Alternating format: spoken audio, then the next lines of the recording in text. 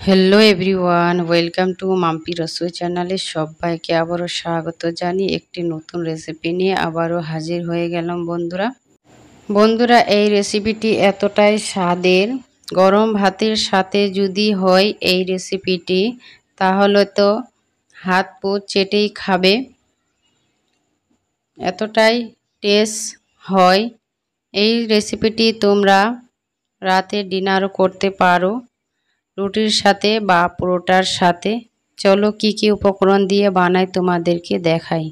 এখানে আমি 4টে ডিম নিয়েছি আর নিয়েছি মসুর ডাল, কিছু মশলা এখানে কেটে নিয়েছি আমি।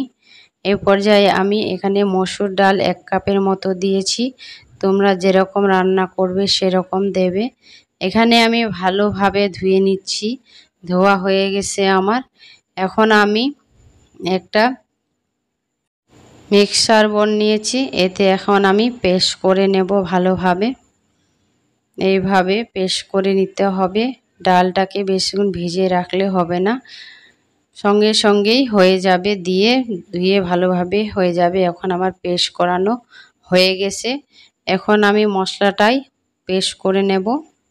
এখানে আমি মাঝারি সাইজে পেঁয়াজ কুচি দিয়েছি, কটা রসুনের কোয়া দিয়েছি, 3-4টে কাঁচা লঙ্কা দিয়েছি, একটা টমেটো দিয়েছি, সেটাকে আমি ভালোভাবে পেস্ট করে নিলাম।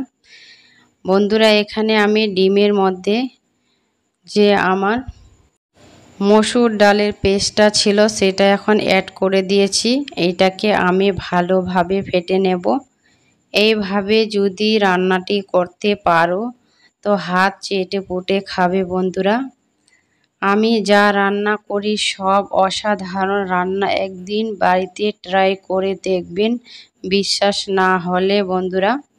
এখন কিছু মশলা অ্যাড করব, এখানে দিয়ে দিয়েছে হাফ টিস্পুন লঙ্কার গুঁড়ো, হাফ টিস্পুন জিরে গুঁড়ো, হাফ টিস্পুন ধনে গুঁড়ো, পরিমাণ মতো নুন, তারপরে অ্যাড করেছি হাফ টিস্পুন হলুদ গুঁড়ো দিয়ে এটাকে ভালোভাবে ফেটে নেব আবারও। এটাকে প্রায় 1 মিনিটের মতো ফেটে নিতে হবে, যাতে সবগুলো উপকরণ ভালোভাবে মিশ হয়ে যায়। বন্ধুরা ভিডিওটি ভালো লাগলে সাবস্ক্রাইব করে রাখার অনুরোধ রইল। এখন আমি গ্যাসে কড়াই বসিয়ে পরিমাণ মতো সাদা তেল অ্যাড করেছি, তেলটাকে 2 মিনিটের মতো গরম করব। বন্ধুরা এখন আমি ডালের বড়াগুলোকে এখানে দিয়ে দেব ভালোভাবে। এখানে একটা চামচের সাহায্যে এইভাবে দিয়ে ডালের বড়া বানিয়ে নেব।